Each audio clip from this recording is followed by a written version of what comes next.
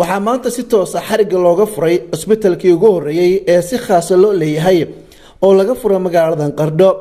cusbitaalkan ayaa waxaa loogu wanqalay magaca Balsan Clinic Center, waxaana xafladii furitaanka oo saaka lagu qabtay xarunta cusbitaalka ka soo qayb galay mas'uuliyiin sarsare iyo waliba dhaqaatiirta ka howlgali doonta cusbitaalka kuwaas oo u dhashay wadanka Kazakhstan.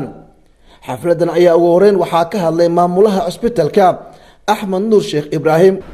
hadda oo aan joogno 4 bishii 2012 insha Allah waxaan bilaabaynaa ma furaynaa qaybtii caafimaadka Allah dawo ilmateedii koobaad waliba annagoo isla wali kuma joogto oo barnaamijka caafimaad wax la dhameystiri karo waa ka badan yahay oo hal qolo ama laba qolo dhameystiri karto laakiin waa bilow aan isleenahay waa insha Allah talaabtii koobaad oo qaadeen.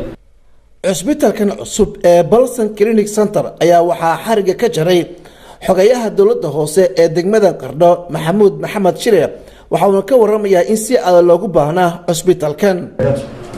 runtii waxa farxad weyn oo ah markii ugu horeysay in magaalada Qardho ay yeelato cusbitaal casri ah oo si gaar ah loo leeyahay. waxaan ognahay maanta caalamka in ay private sector-iska ama hay'adaha gaarka loo leeyahay ay ka horumarsan yihiin ama ka waxqabad fiican yihiin kuwa public wax loo ogaado weey.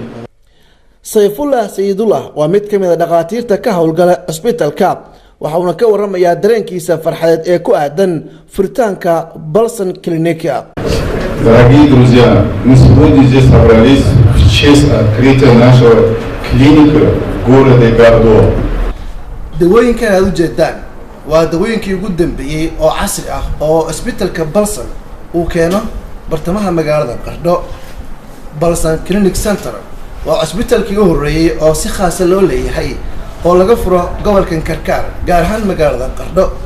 bulshada ayaa ku sheegay in si weyn uga kaaftoomi doonaan dhaqaatiir iyo waliba qalliin oo aad jireen dalka dibadiisa.